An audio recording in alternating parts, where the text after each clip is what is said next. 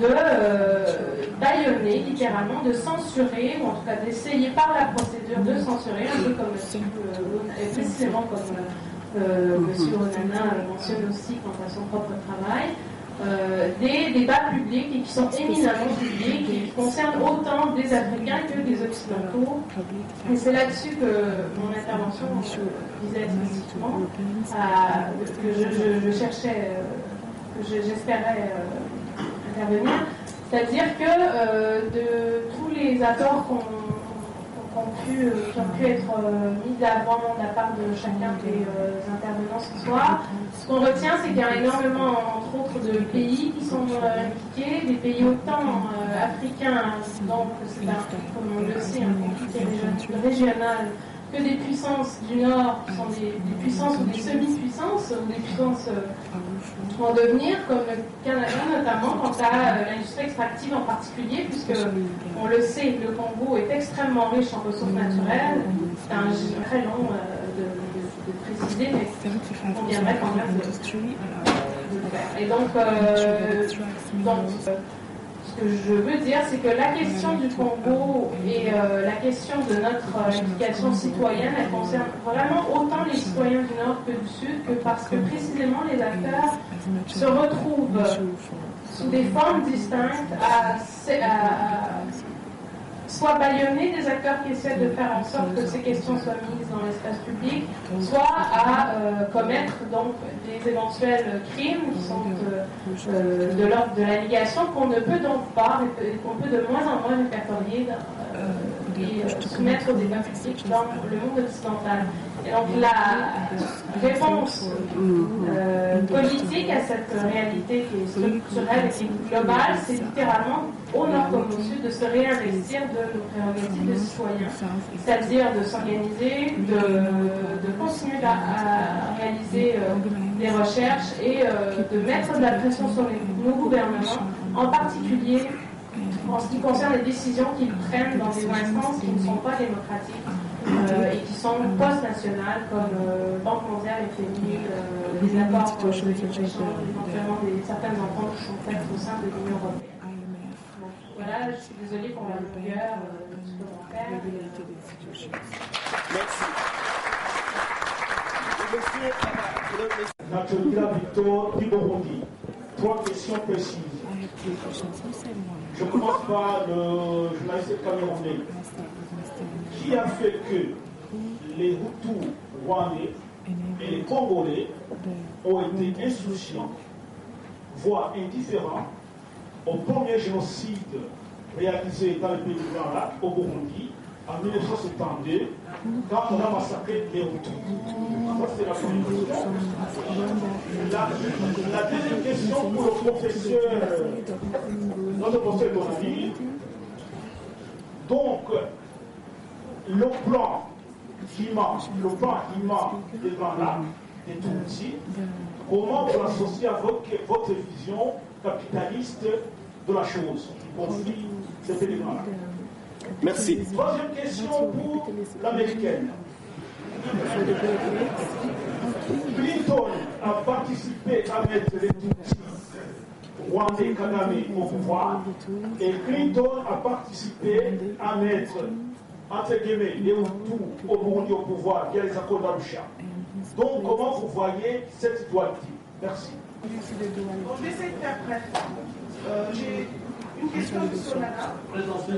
Ah, Madame Bassela. Voilà. Et une question à M. Nachi. Voilà. À M. Onana, je vais poser la question suivante. J'ai lu votre livre, ça m'a pris un jour et demi. J'ai été émue, bouleversée, tout ce qui s'ensuit. Et je me suis dit, quand on a lu un livre comme ça, est-ce qu'on va s'arrêter sur la partie roman, entre guillemets, ça serait inquiétant très vite. Ou alors, est-ce que nous sommes vraiment devant un dossier explosif? Si c'est le cas, est-ce que vous pourrez me dire quels ont été les retours de la partie congolaise? Si pas ceux qui sont au gouvernement, parce que nous imaginons que c'est accointances, ne fût-ce que l'opposition. Avez-vous eu des contacts avec des opposants congolais institutionnalisés? Pas ceux d'ici, ceux de là-bas. Bon, Pour M. Nachi, vous avez parlé des 3 piliers, des 3 points sur lesquels on devait s'appuyer. Vous avez parlé du sacrifice citoyen et connaissance. Moi, je vais vous poser une question. Pour nous qui sommes ici en Belgique, ancienne colonie de la Belgique, formatés selon le modèle belge, formatés aux valeurs belges. Raison pour laquelle, d'ailleurs, quand il s'agit de défendre le Congo, nous avons souvent l'attitude de défendre le Congo selon l'angle belge. Dites-moi, aujourd'hui, nous qui sommes ici, comment est-ce que nous allons faire une révolution mentale pour nous détacher de cette Belgique qui nous prend à la peau, n'est-ce pas, et trouver les vrais intérêts des Congolais, qui sont lesquels par ailleurs? Merci. J'aimerais savoir, Obama, la plupart des Noirs dans le monde, sauf moi, ont soutenu M. Obama. Mais j'aimerais savoir, est-ce que M. Obama a-t-il la capacité de pouvoir aller au-delà de M. Bill Clinton? Alors, ma question maintenant à M. Charles Onana. Quand je vous lis ou même quand je suis vos recherches que j'apprécie, je me pose une question. Il me semble que vous êtes bantou. Est-ce que vous agissez par devoir de vérité ou simplement parce que vous vous identifiez à un certain peuple, qui est donc le bantou par rapport à celui qui est présenté comme Tutsi? Voilà. Merci. La dernière question à l'étage. Madame, allez-y, madame. Allez-y.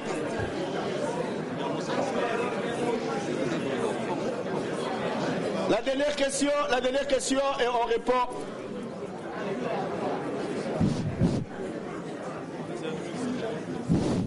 Bonsoir, vous m'entendez?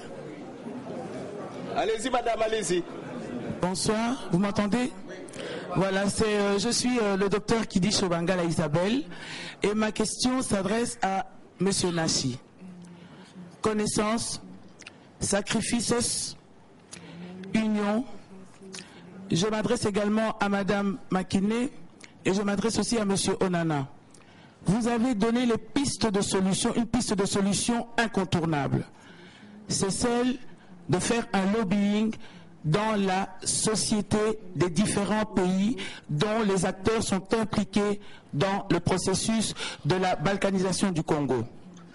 Vous, Madame Akiné, qui êtes politicienne, quels sont les rouages que vous pouvez mettre au service de la société civile congolaise pour que nous puissions atteindre le plus petit des Américains pour lui faire comprendre et l'informer de ce qui se passe chez nous? Monsieur Onana, vous qui êtes journaliste, avec toutes les relations que vous avez, quels sont les rouages ou en tout cas les canaux que vous pouvez mettre à notre disposition, société civile congolaise, pour que nous puissions informer le plus petit des citoyens, des gens, des pays que vous connaissez, pour que nous puissions en tout cas leur donner l'information de ce qui se passe chez nous? Professeur Nachi, Congolais comme moi, dis-moi aujourd'hui, comment est-ce que nous, société civile, en reprenant les 3 thèmes que tu as donnés, c'est-à-dire union, sacrifices et connaissance, comment peut-on aujourd'hui, d'abord, informer les nôtres, in-locaux, dans le pays, de la situation qu'on est en train de vivre, parce que je sais qu'ils ne le savent pas, et comment informer tous les Congolais de l'extérieur pour qu'ils puissent, chacun où il est, prendre le relais de l'information dans le pays où il est, pour que le monde entier sache enfin ce que le Congo est en train de vivre. Merci, je pense qu'une fois qu'on aura atteint... Vous permettez? Merci. Vous permettez? Les questions sont posées. Je pense qu'une fois qu'on aura atteint cet objectif-là, on sera à ce moment-là en mesure de dire qu'une révolution a commencé. Merci, Monsieur Mbelou. Merci bien. Et pour répondre, les intervenants peuvent répondre à leurs questions. Après. Oui. Bon, merci beaucoup pour vos questions et vos remarques. La première question qui a été posée sur l'indifférence des Congolais et des Hutus rwandais par rapport au génocide qui aurait été commis au Burundi en 92. Je pense tout simplement... 72. 72. Je pense tout simplement qu'il n'y a jamais eu d'indifférence. Les gens ne sont jamais indifférents aux crimes qui se commettent, surtout quand ça se passe chez leurs voisins. Je pense tout simplement que le contexte politique et la situation de l'époque étaient tels que les gens ne mesuraient pas l'ampleur des dégâts, et je peux le dire devant les Congolais, lorsque les Hutus se déversaient massivement sur leur territoire en 1994, peu de Congolais savaient qu'il y avait quelque chose derrière cette histoire. Et donc beaucoup de Congolais ont accueilli les réfugiés Hutus sans aucun problème. La même chose avec les Burundais, avec les Rwandais. Ce qui se passait au Burundi, que ce soit en 1972, que ce soit en 1974, que ce soit plus tard en 1993, et toutes les années qui ont été des années d'agitation au Burundi, les Rwandais ont toujours été, je crois à mon avis, très sensibles et très attentifs à ça. Mais là encore une fois de plus, le contexte politique n'était pas, ne permettait pas aux gens de mesurer que ce qui se faisait au Burundi allait s'étendre dans toute la région. Et la réaction la plus importante des Hutus rwandais, c'est l'assassinat de votre président Melchior Ndadaye en 1993. Lorsque les Rwandais se sont rendus compte que le premier président Hutu démocratiquement élu au Burundi, qui a accepté de partager le pouvoir avec l'opposition qu'il avait battue, eh bien, au même moment où les Rwandais étaient en train de mener des négociations à Arusha, cet assassinat a eu des répercussions terribles chez les Hutus rwandais, parce qu'ils ont compris, à ce moment-là, qu'il y avait quelque chose de grave qui se passait. Et c'est d'ailleurs pour cette raison que, comme vous le savez, l'assassinat du président Melchior Ndadaye n'a pas été clarifié comme tous les assassinats de chefs d'État, que ce soit de celui de Kabila, de Cyprien Taryamira ou du président Habyarimana. Mais en 1993, c'est là que tout le monde prend conscience qu'il y a quelque chose qui risque d'arriver. Et c'est la raison d'ailleurs pour laquelle Paul Kagame et ses soutiens occidentaux ne veulent pas qu'on parle du lien entre l'assassinat du président Ndadaye en 1993. Ici même, en Belgique, il y avait eu l'UDC, donc qui avait beaucoup travaillé sur cette question. M. Alain de Brouwer, qui était une personnalité belge très engagée dans la question, le suivi des pourparlers de paix au Burundi, a suivi cette affaire avec l'UDC. Et on constate également déjà qu'à ce moment-là même, et j'ai pu avoir ces documents-là, l'avocat de M. Paul Kagame menace le président de l'UDC d'intenter un procès contre lui, parce que les gens de l'UDC soupçonnent le Rwanda de Paul Kagame d'être mêlé à l'assassinat de Melchior Ndadaye. Donc, à ce moment-là, il n'y a pas indifférence, ni chez les Hutus rwandais, ni même chez les Belges qui suivaient de près ce dossier. Il y a simplement une volonté de ne pas vouloir lier les choses pour que les gens comprennent que les choses ne se sont pas faites dans cette région de façon isolée, qu'il y avait un processus qui avait été mis en place, et que ce processus commençait par l'assassinat de Ndadaye, parce que Ndadaye, faisant la démocratie dans son pays, c'est-à-dire permettant aux Hutus et aux Tutsis de vivre ensemble, ce projet n'était pas celui de Paul Kagame et de ses soutiens. La preuve, c'est que lorsqu'ils ont tué Habyarimana, le peu de Hutus qu'ils avaient pris en présentant à l'opinion internationale comme le FPR comme un mouvement politique, ils les ont tous assassinés ou emprisonnés par la suite. Et aujourd'hui, le FPR règne comme un parti ethno-fasciste, et je pèse mes mots, au Rwanda. Vous avez vu que même